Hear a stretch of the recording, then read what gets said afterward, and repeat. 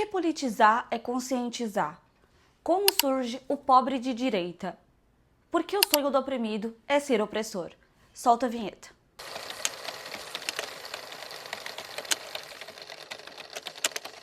Esse vídeo surgiu desde quando eu fiz o TCC da minha faculdade de nutrição. E o meu tema abordou o aumento de ultraprocessados no norte do país e a diminuição no sul e sudeste. E me veio o questionamento: por que as pessoas que têm acesso a alimentos in natura preferem ultraprocessados? E foi aí que eu entendi que tudo é política. E política é acesso. Acesso é conscientização.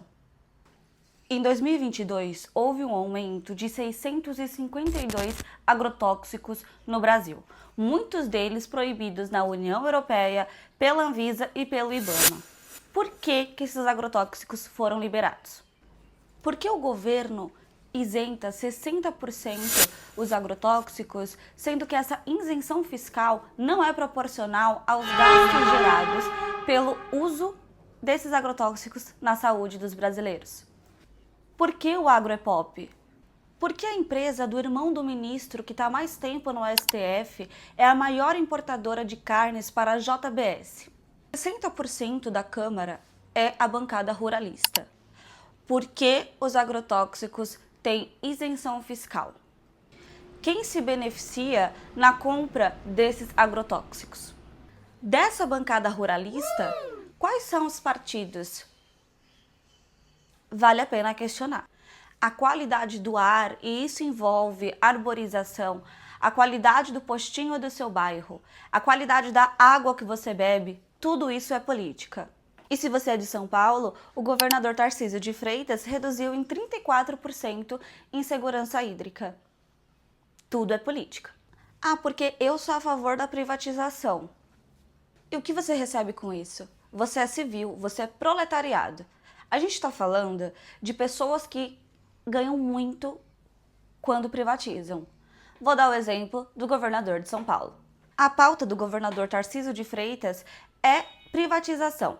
A última empresa estatal de energia foi privatizada para o Grupo Fênix no valor de R$ 1 bilhão. E quando você menos esperar, o Banco Master está envolvido. Por que empresas investem dinheiro em campanhas políticas? Bom, o Banco Master, aliás, o pastor da Igreja Lagoinha e cunhado de Vorcaro, dono do Banco Master, doou R$ 2 milhões para a campanha do Tarcísio de Freitas.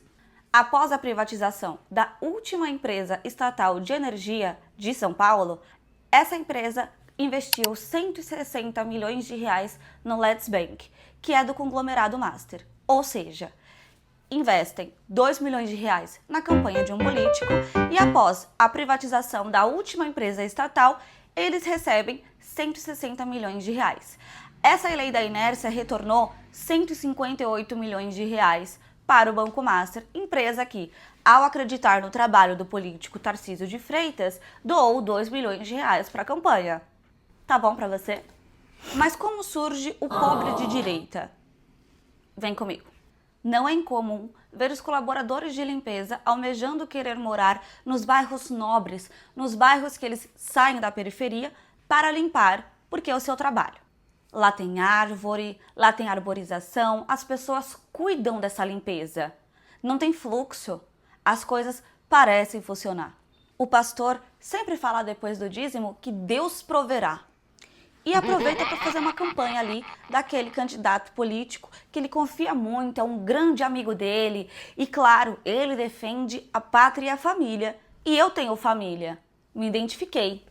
Vou votar. O que ninguém percebe, e eu não vou culpabilizar, porque ao voltar da labuta, as duas mãos, uma ele tá segurando no metrô e a outra ele tá vendo página de fofoca no único tempo livre dele, porque quando chegar em casa vai ter criança para cuidar. Vai ter cocô para limpar, entendeu?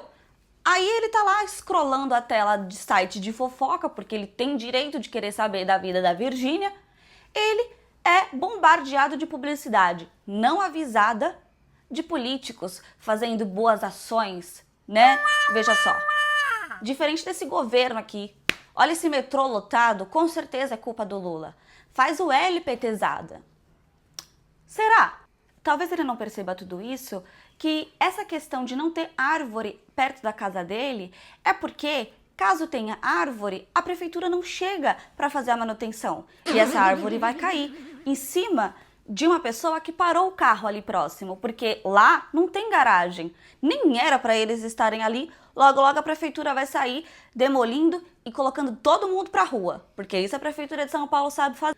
Então, como que eu vou parar o carro na rua com a possibilidade de cair uma árvore? Não tem seguro nem para roubo. Imagina para desastre natural.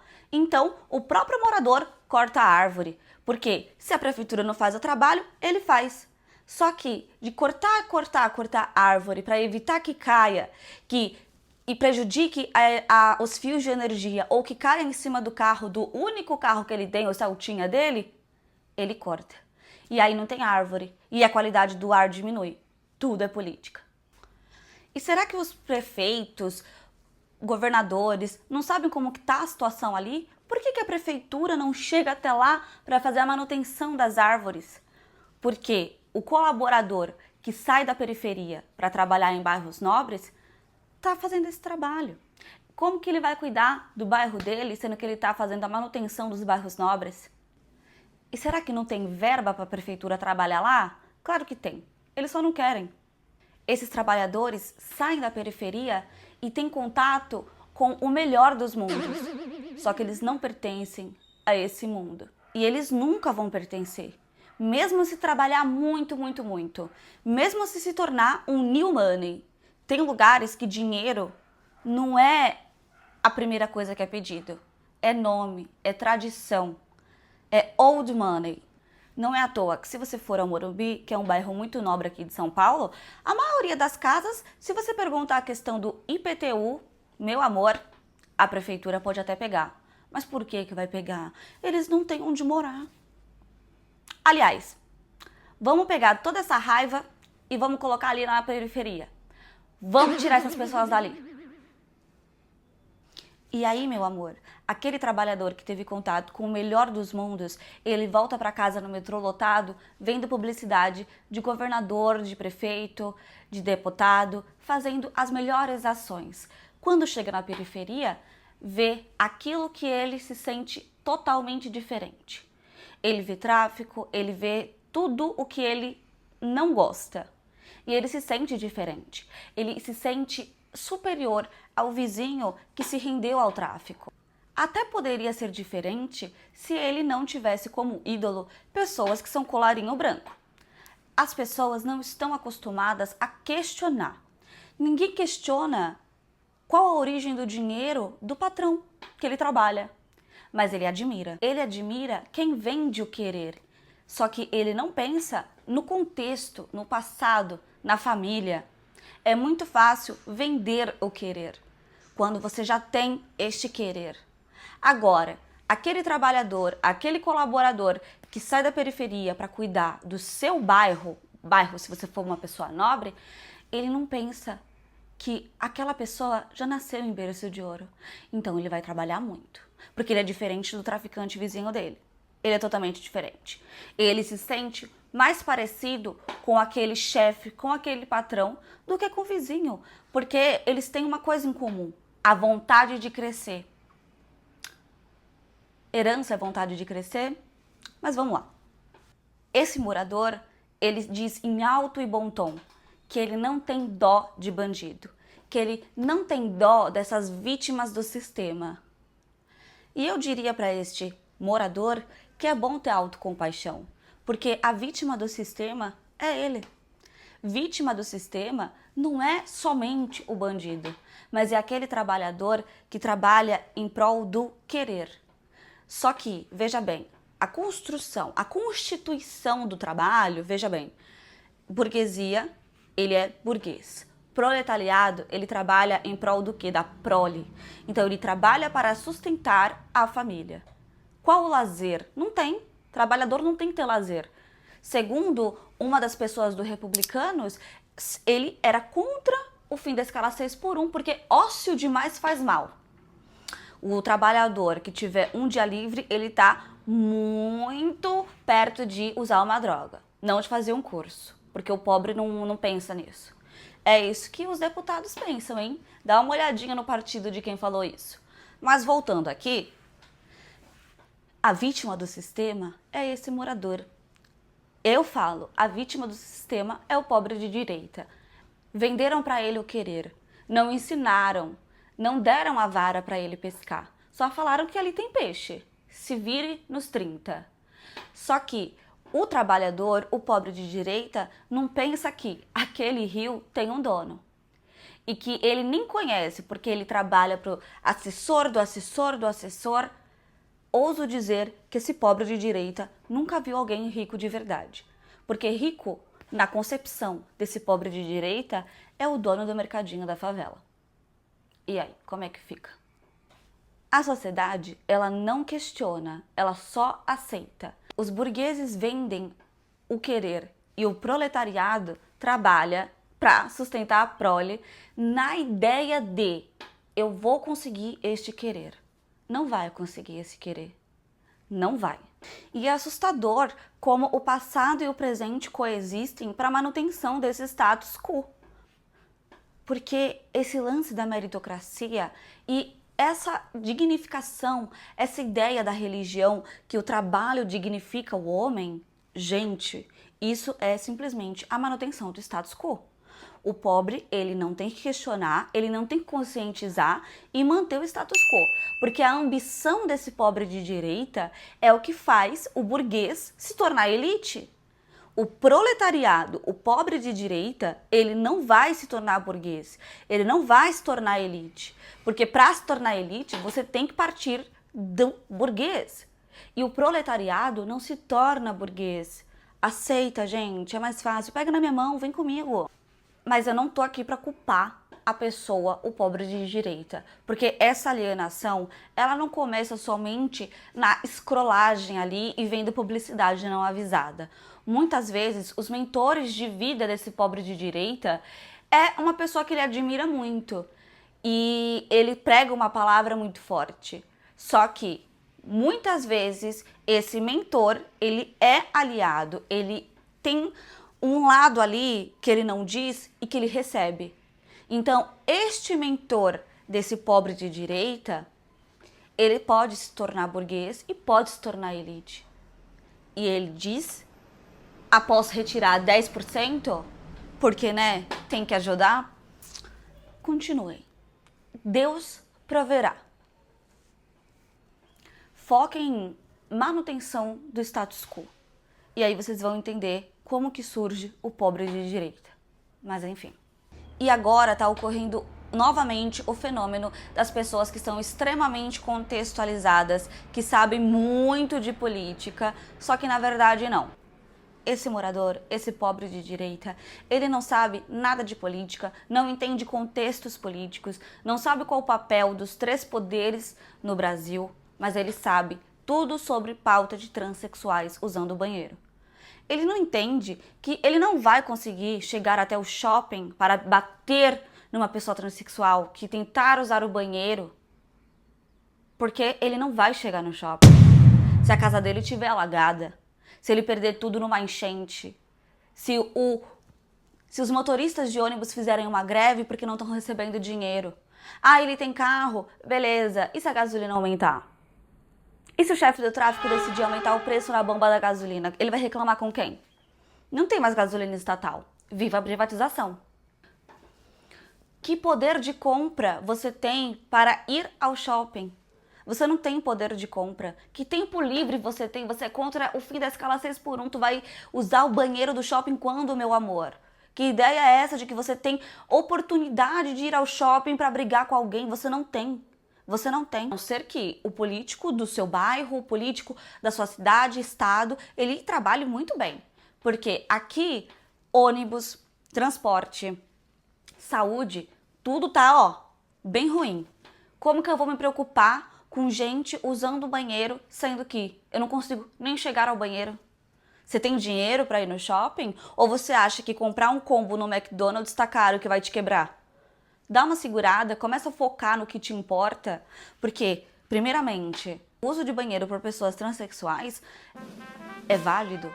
Pessoas transexuais são pessoas, e se você é contra, se informe, tá? Porque essa ideia de defender o seu filho, você tem que defender o seu filho dentro de casa. Se você for ver dados, não sei se isso importa para uma pessoa pobre de direita, mas os dados diz abertamente que a probabilidade do seu filho, que você defende tanto, ser abusado é dentro de casa. Já parou para pensar em tomar cuidado com o amigo do teu filho?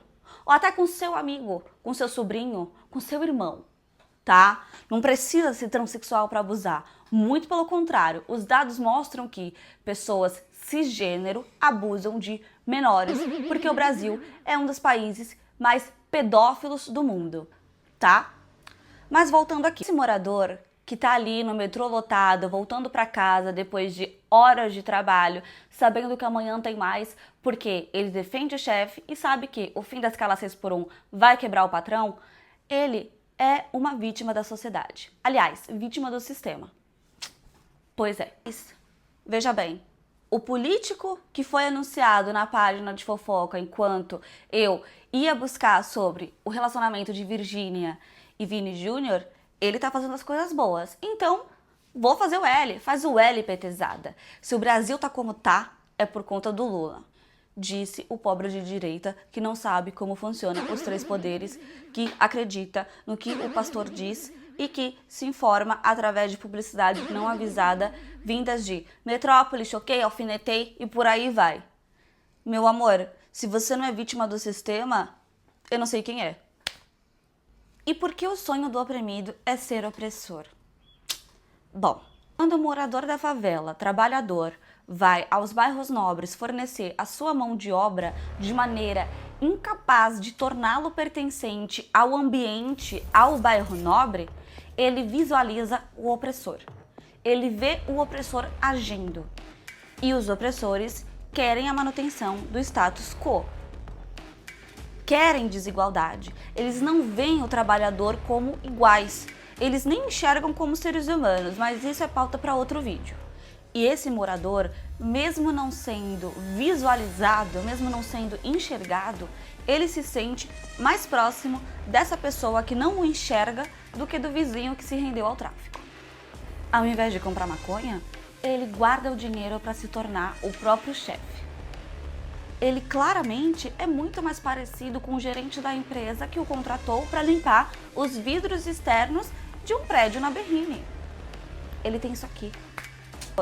Paulo Freire foi grandão ao dizer que o sonho do oprimido é ser opressor, porque quando a educação não é libertadora e não é brincadeira, mas a nossa sociedade não é estimulada a questionar. A nossa educação é pautada em realmente ser o opressor, mesmo sendo os oprimidos.